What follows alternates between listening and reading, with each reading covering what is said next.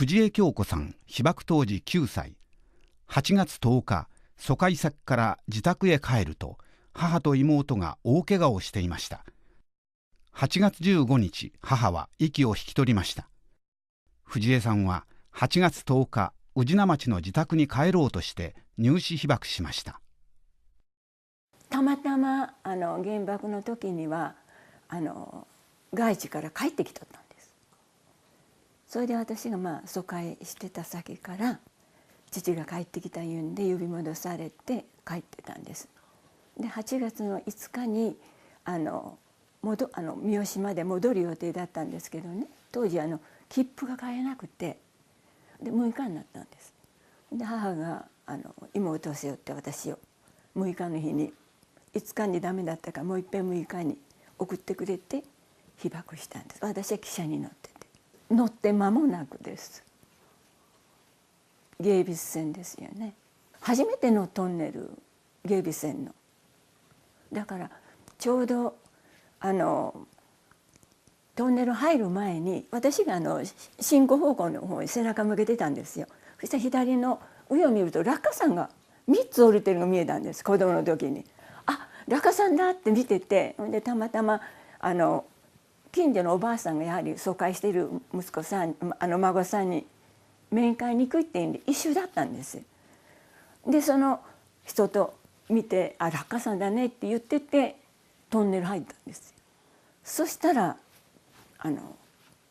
すごかったです。私ら座ってるけど立ってる人は大人の人、男の人なんかもひっくり返られたぐらいすごい衝撃だったんです。だから当分もう耳が聞こえなくて石が詰まったようですごかったです。で病院に着いた時におばあさんがなんかニュースで言ってるって、広島が全滅って。でも私は母がそんなになってる思わないから、そうしたら2日ぐらい目に立った時に連絡が入ったんです。被爆したって。ほいですぐ帰ってこいって。でもやっぱり切符が取れないので多分10日だったんかなと思って、それ書いてあるとこ見ると帰って、だから父がまだいたものですから、父もすぐ運輸の方から御用船に乗る予定じゃったらしいんですけど、原爆になったもんですからそのまま母を探しに、だから広島駅の双葉の里ですかね、昔東連兵行ってたんですけど、そこに妹と一緒に逃げてて、だから、母はすぐ妹背中から下ろして、当時防火用水がどこのうちにもあったんで、それつけ逃げたらしいんです。ほんでもう2日ぐらい探してようやく母が見つかったいうのも、妹が父が外地から送ってた福地で母が服を作ってたの初めてその家に着て出たんですって。で背中の方は焼けてないから妹に目印に手に布を焼けてないところ目印につけとったらしいんです。そしたら妹まで1歳半ですからね。でもいとこがずっと一緒におるから、いとこを見て「あーちゃん」って言うたらしいんですよ。妹も真っ黒に焦げとったらしいんですけど、焼けて。で「あーちゃん」っていうのとその布を父が見て、2人が探しに出たもんですから、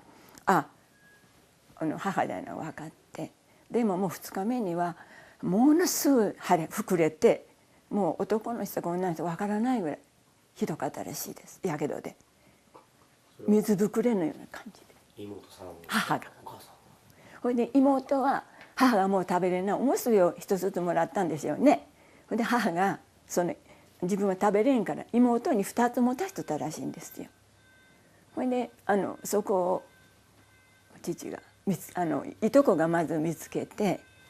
それで連れて帰って、8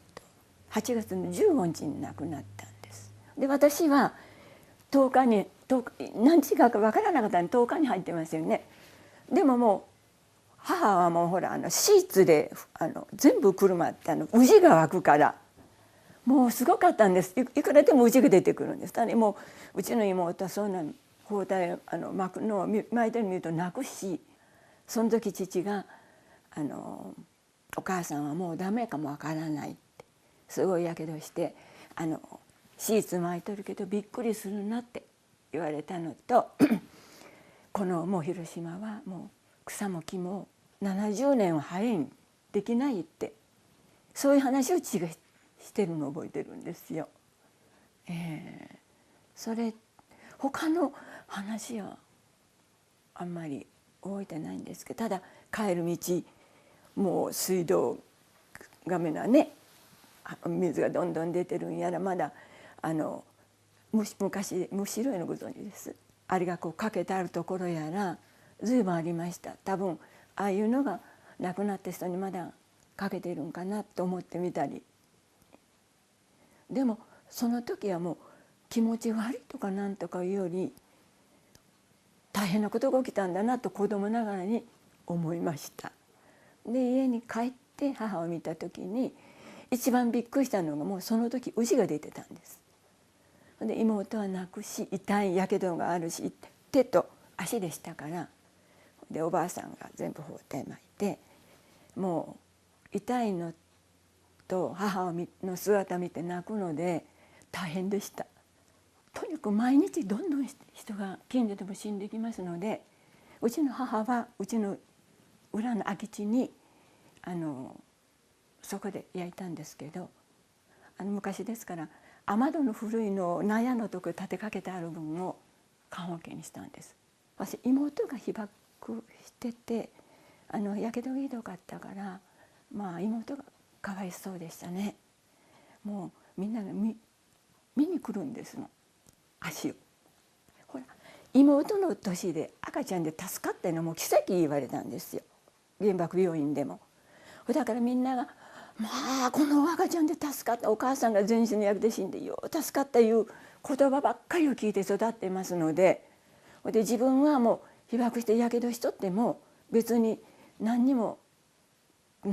感じんかったん言ったらおかしいけど思わなかったんじゃないですかね。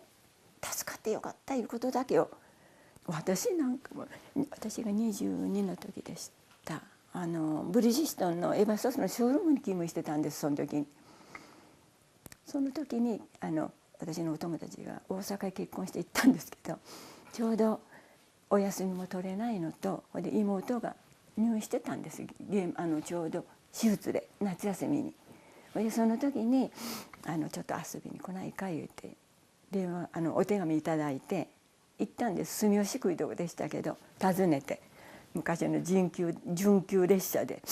そしたら夕方着いてその住吉区の交番行ったんですよ。わからない。そしたら若いお巡りさんがもう親切に本当に親切にずっとついて回ってくださったんですよ。それで私もでもそのお巡りさんも分からなくて交番に戻られてもう一遍見てみました。交番のすぐ近くだったんですよ。でも「分かりました行きます」って言ったら「いやせっかく今まで何したんだか連れて行ってあげます」言われて行って、その時に「ところでどっから来られたんですか?」って言われたんです。大方こう1時間探してくださったんです。その時何にもおっしゃらないのにその時そう言われたので「広島です」って言ったら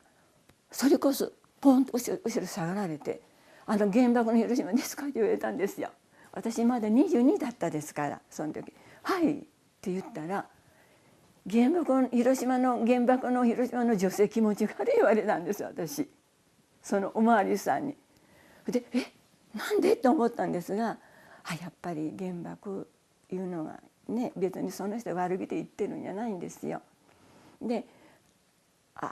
その時にパッともう瞬間時ネームがみんなついてるんですね。こう楕円形の象牙のようなパッと名前をよう忘れませんよいまだに。それやっぱり絶対あっちゃいけないですよね。やっぱりほらもうずっと傷が残るでしょあれは。妹に例えてはいけないんですけど、妹でもあんだけもう65年経ってもいまだに痛いんですから。でも人にはわからないんですよね痛みが。だから自分が痛い目に遭って初めて痛いのが分かるようなことでしょ。だから絶対戦争はいけないと思います。